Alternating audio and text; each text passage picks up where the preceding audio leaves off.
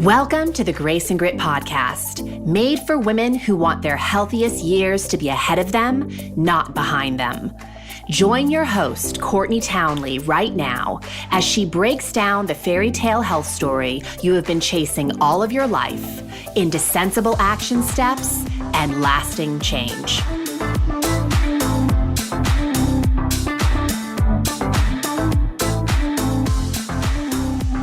Hello, and welcome to the Grace and Grit podcast. This is your host, Courtney Townley. Thank you so much for being here with me today. I always appreciate your listenership. Now, if you missed last week's episode or you haven't been around for a while, we are in a new theme for the month. And our theme that we're leaning into this month is Elevate, how to move your life to higher ground.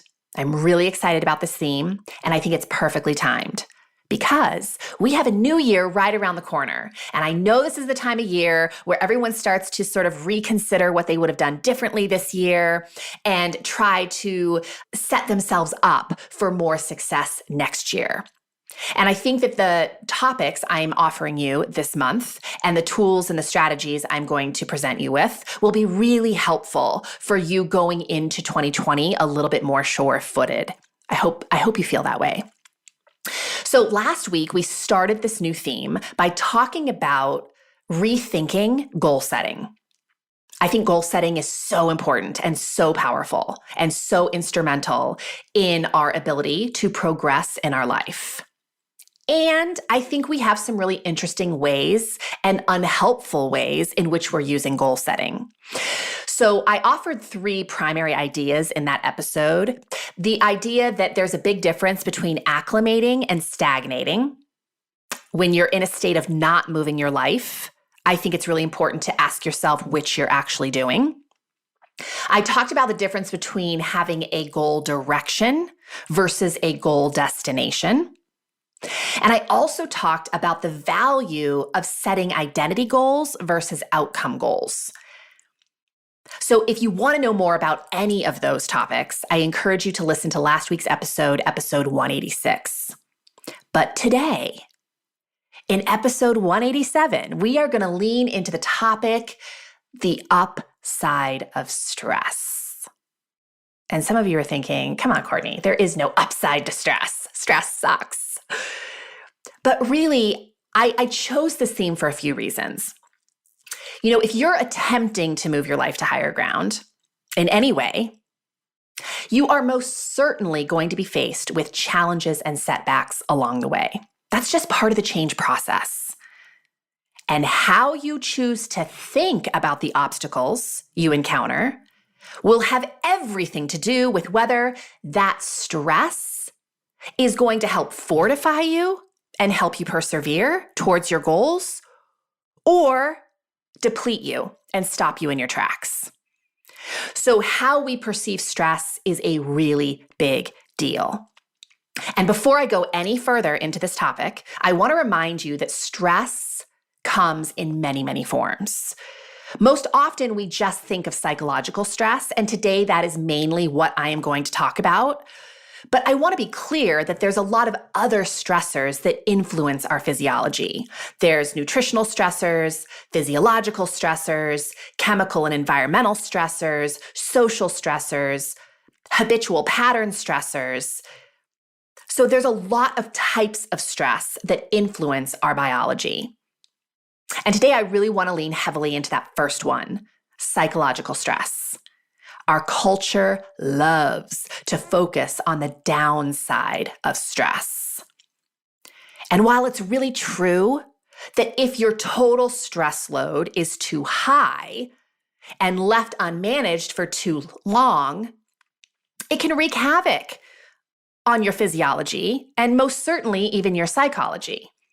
So what I mean by your total stress load, the official term is your allostatic load, is when we consider all those categories I just mentioned, psychological, nutritional, physiological, chemical and environmental, social and habitual pattern stressors, it's almost like you have a stress bucket, right? And there's stress being dumped into that bucket from all of those different arenas. And if your bucket is overflowing, you're going to definitely experience some very negative consequences. And so it is our job to manage stressors where we can, so the total stress load is very manageable for the human body. The human body is designed to cope with stress. But is it designed to deal with chronic, insanely high loads of stress? No. Right? Chronic stress can absolutely contribute to some less than desirable health consequences. So really, the work that I do as a health and personal development coach is to help women manage that total stress load. And one of the ways that I can do that is to help a woman manage how she thinks about the stress in her life. In other words, remind her that stress has an upside. There's actually a name for this. It's called eustress. Eustress is a positive form of stress having a beneficial effect on health, motivation, performance, and emotional well-being. So in the short term, eustress provides us with an energy boost to perform challenging activities, right? Especially where we need to focus and put in extra effort. So maybe that's in studying for an exam. Maybe that is getting ready to do a public speaking gig. Maybe it's getting ready for some kind of competition. Maybe it's moving across country.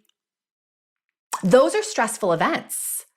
And yet, they definitely can contribute to moving our life to higher ground. Now, in the long term, eustress kind of helps us to keep working at things. It helps us with perseverance, especially when those obstacles and setbacks get thrown in our path. Eustress helps us to sort of muster the grit, right? To learn and grow, to get on with our lives after something like a disappointment, a rejection, or any kind of obstacle, really. We persevere in the space of eustress rather than quit on ourselves. So basically, just telling you this to remind you that stress can be really good.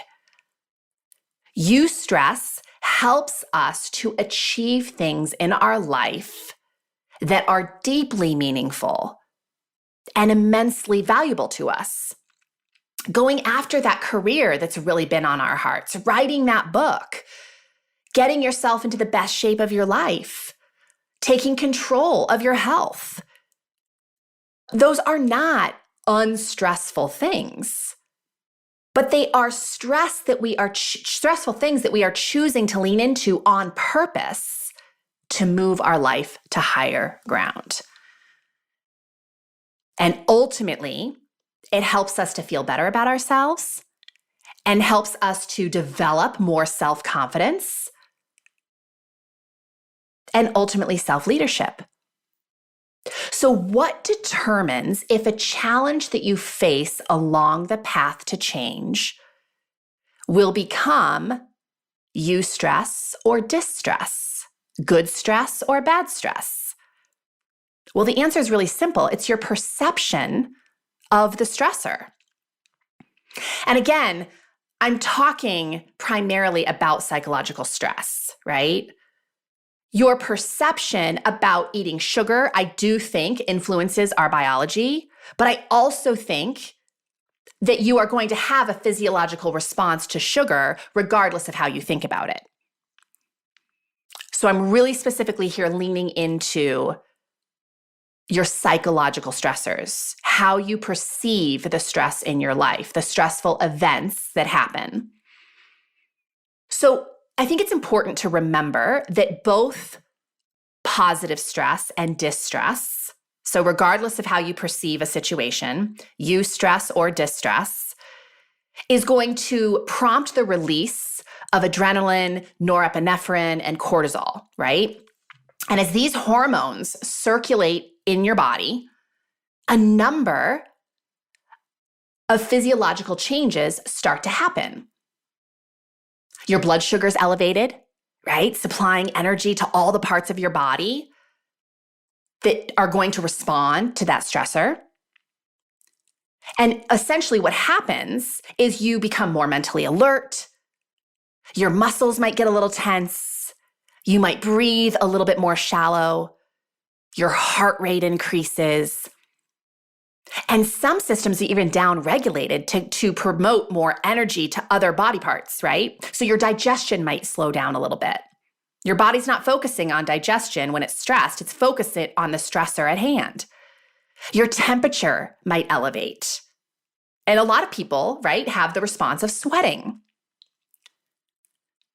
So once the alarm to release these hormones has sounded, your body becomes mobilized and super ready for action. But there has to be a physical release of fight or flight, because that is what I just described there is your fight or flight mode. You are getting ready to fight or flee. That's why you have that physiological response to stress.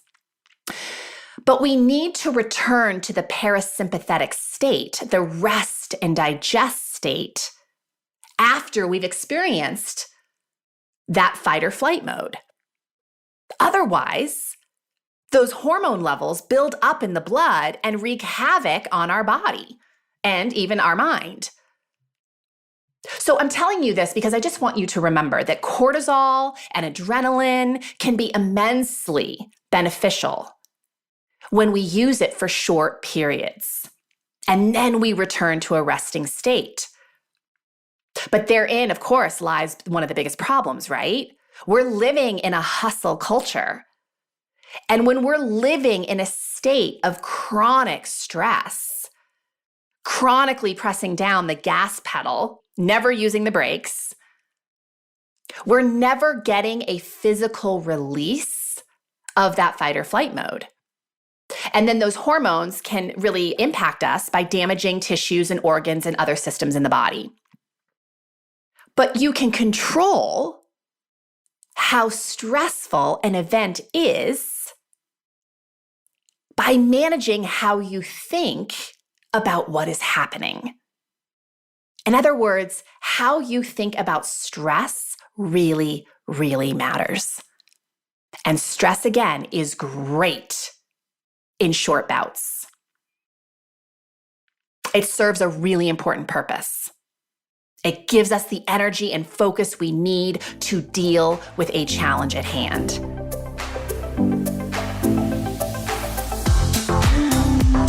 If you're enjoying the theme on the Grace and Grit podcast this month, Elevate, How to Move Your Life to Higher Ground, we created a roadmap for you that gives you a summary of all the episode key takeaways and even provides you with some additional resources so you can deepen your own study on these topics.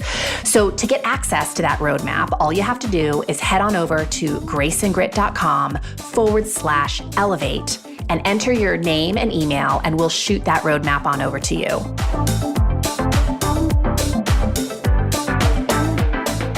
Some of you may have heard of the health psychologist, Kelly McGonigal. If you're not familiar with her work, I strongly encourage you to check her out. She has an incredible TED Talk, which I will post in the notes of this show. And she is basically a health psychologist and lecturer at Stanford University who is known for her work in the field of science help, which focuses on translating insights from psychology and neuroscience into practical strategies that support health and well-being. And her TED Talk really emphasizes that how we think about stress really matters a lot in terms of how stress will impact our biology. And again, she, of course, emphasizes that stress is helping, in many cases, it's helping you to rise to a challenge, right? We have a very physiological response to stress, which I just described. And really, our goal should be to make ourselves better at the stress response. And one of the ways that we can do that is, of course, controlling the way we think about stress. And the other thing that she emphasizes, which I think is really important to note here, is that stress, I did not know this, I think this is fascinating, stress makes you social. Because as I mentioned, the adrenaline and the cortisol are released when you perceive stress, but also oxytocin, right? The love hormone, some people call it the cuddle hormone, is also released when you perceive stress, which primes you to do things that will encourage social connection. Oxytocin, Kelly McGonigal says, is as much a part of the stress response as adrenaline. It motivates you to seek support from others, and it even strengthens your heart. So again, I'm telling you this because I want you to remember that there are lots of benefits to feeling stress. How you think and how you act is the biology of courage. I love that line from her TED Talk. I think that's awesome. So worth searing on your brain. Anytime we are out of our comfort zones, but working towards something bigger or feel excited or challenged in a good way, right? That eustress is at work. But I also think that by managing our thinking of challenging events in our life can go a long way in softening the distress that we may feel. It's really all in the mind. Whether something is considered good stress or distress is really in your head. So you have a reaction to something that happens. And remember, reactions are based on habits. And thinking is a habit. And also, if something is considered eustress or distress, is going to depend on how in control we feel of a situation, which also is going to be heavily rooted in mindset. So I'm going to give you an example here. If you were going tomorrow to give a public talk to 10,000 people, some people would consider that a positive stressor. And other people would definitely think it's distressing. Why? Why do they feel such different things in response to the same activity? Because of how they are interpreting the scenario. So person A, right, the person who is focusing on sharing their message and helping the audience and using this public speaking as an opportunity to grow their business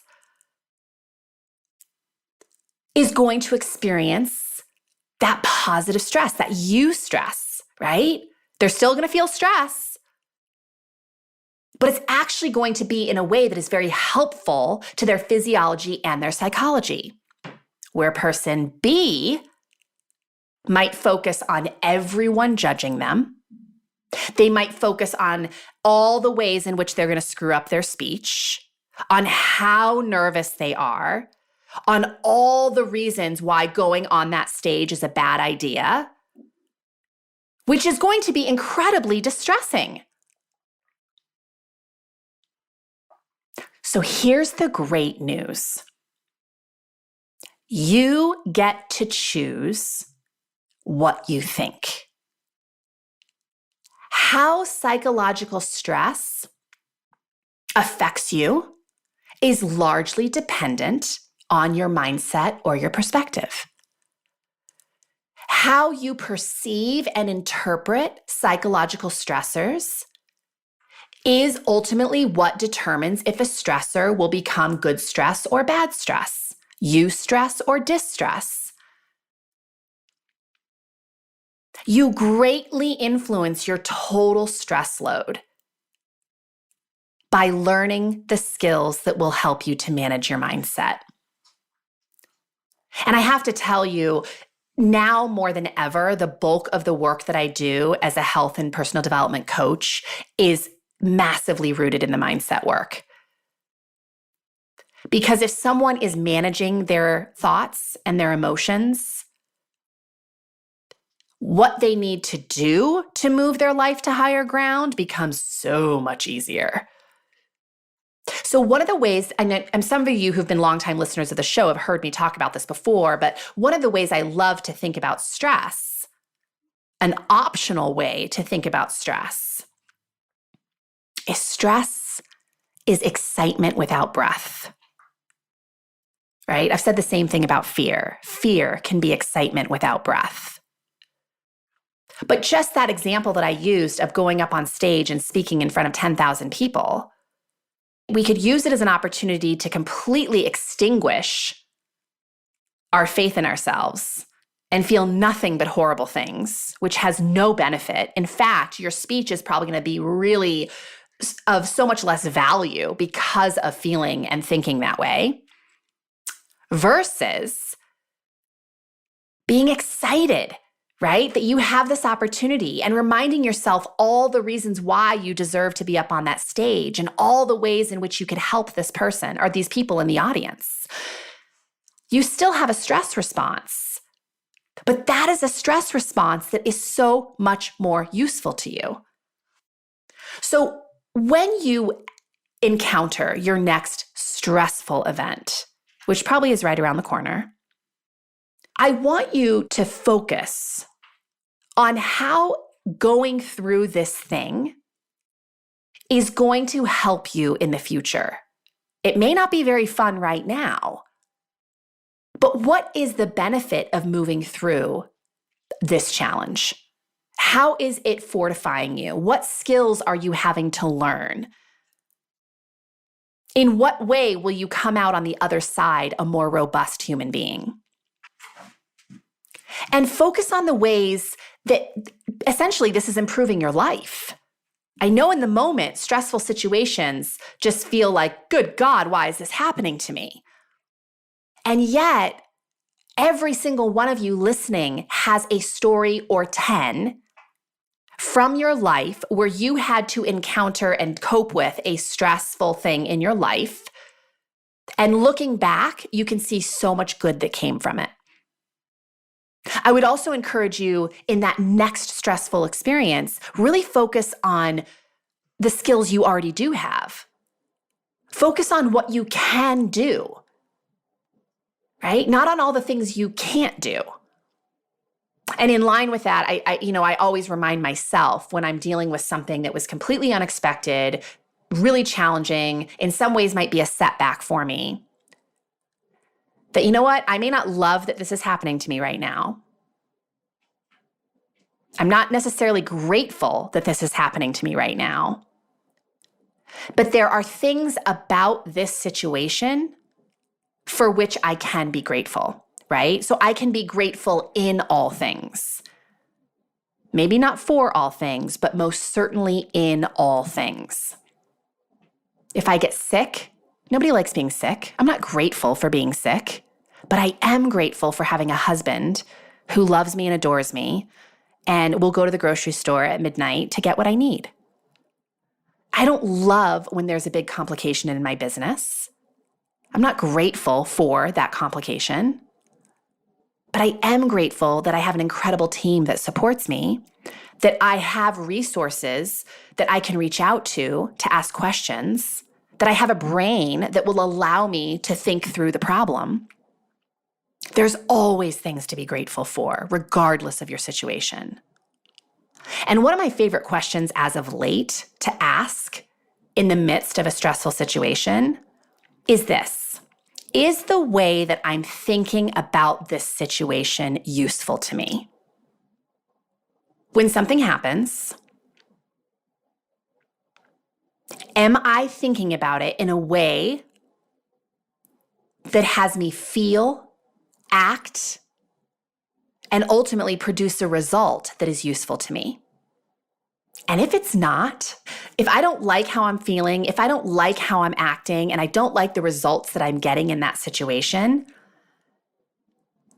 how I'm thinking is not useful to me. Now, I will say this. sometimes, oftentimes, on the path to change, you do need to be willing to feel some difficult emotions on purpose. And I say this to my clients all the time. You can't expect to move your life to higher ground and never feel discomfort or never feel stress. Sometimes stress is necessary to move your life to higher ground. That's kind of what we've been talking about throughout this whole podcast today. But if you aren't careful about how you are thinking about it, that stress can ultimately extinguish your ability to reach your goals. So if I'm trying to organize my food a little bit better this week in order to take better care of myself, and I already have a very full to-do list, it would be really easy for me to focus on why preparing food is such a hardship and why it's impossible and why it's so difficult. But how is that useful to you? It's not helping you in any way. So I could instead remind myself of all the moments in my life where I've been really busy and yet I was able to do things that were important to me. And I do have the ability to prioritize and to say no and to set some boundaries. And when I focus on those things, even though it still feels stressful for me to have a lot on my plate, I feel so much more equipped to be able to handle it, which is useful to me because I'm more likely to take action because of the way I'm thinking about it.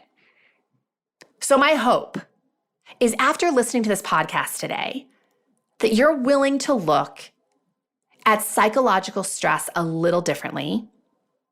And maybe, just maybe, you become a little more willing to feel stress in order to move your life to higher ground. And simultaneously take responsibility for how you are perceiving that stress.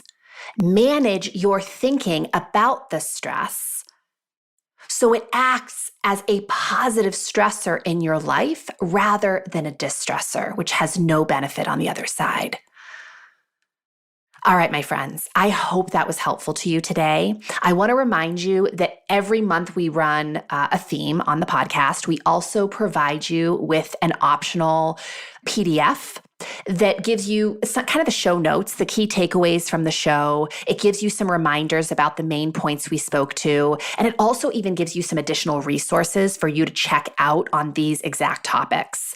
So if you would like to have that PDF in your hot little hand, you just need to head on over to graceandgrit.com/elevate.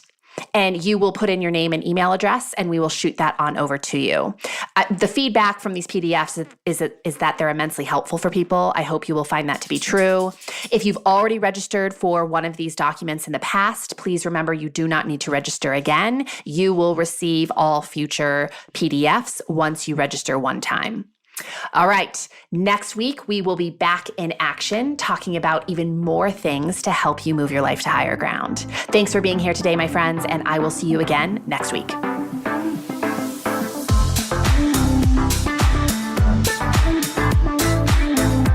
Thank you for listening to the Grace and Grit podcast. It is time to mend the fabric of the female health story, and it starts with you taking radical responsibility for your own self-care. You are worth the effort, and with a little grace and grit, anything is possible.